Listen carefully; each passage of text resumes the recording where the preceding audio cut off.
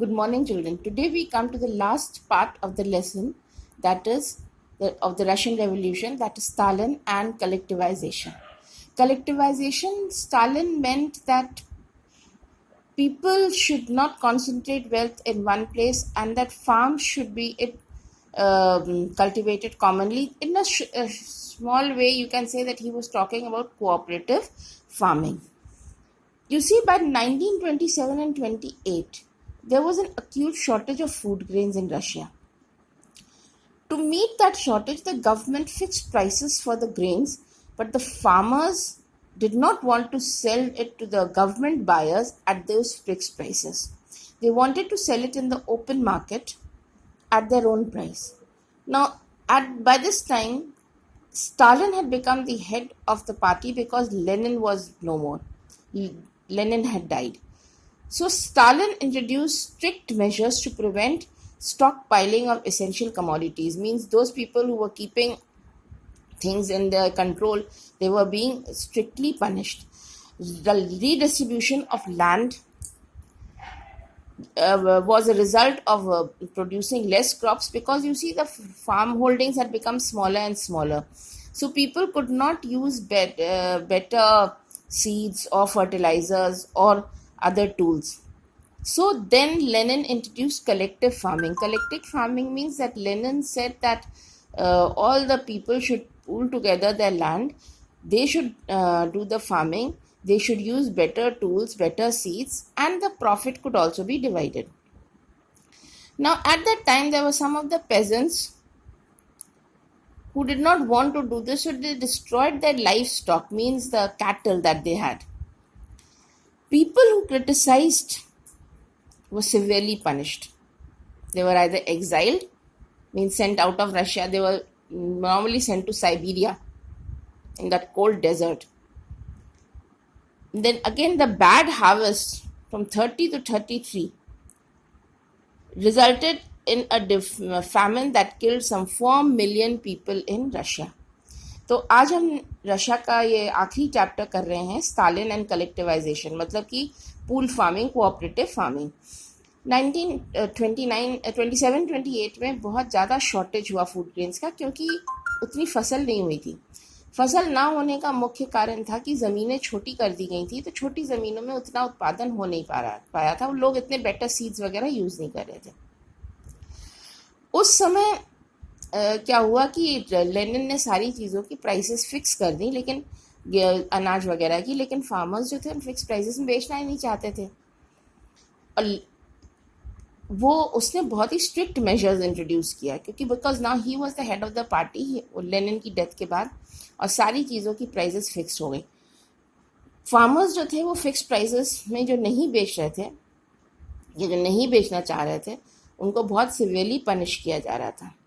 काफ़ी किसान थे जो उनके तय हुए वो बेस प्राइस पे नहीं बेचना चाहते. उन्होंने सारे जो पशु थे अपने, उन सबको नष्ट कर दिया, मार डाला.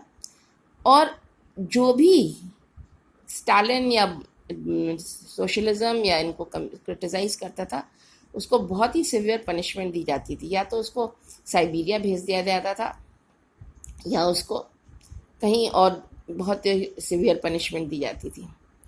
उसके बाद फसल अच्छी नहीं हुई 30 से 33 तक, जिसके कारण 4 मिलियन लोगों की रशिया में डेथ हो गई. उस समय इंडिया में भी सोशलिज्म का प्रभाव पड़ा. Next we will study about the growth of और influence of the Russian revolution all over the world. You see here is a picture.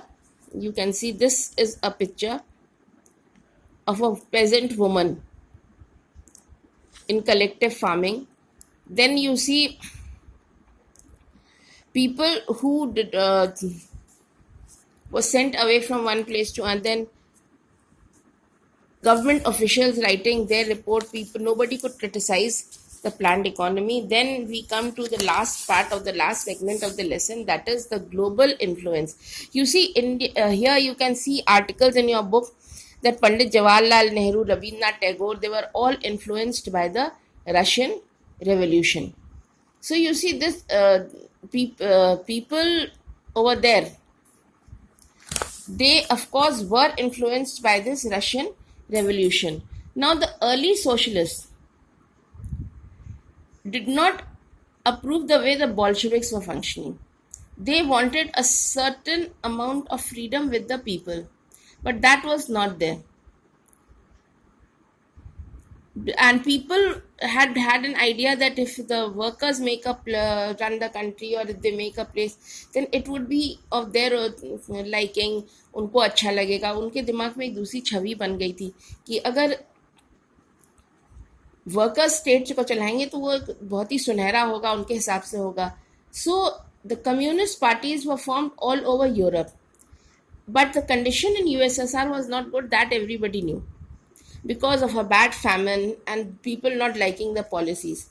But somehow or the other, Lenin was so strict with everything that they did become a very, very successful country.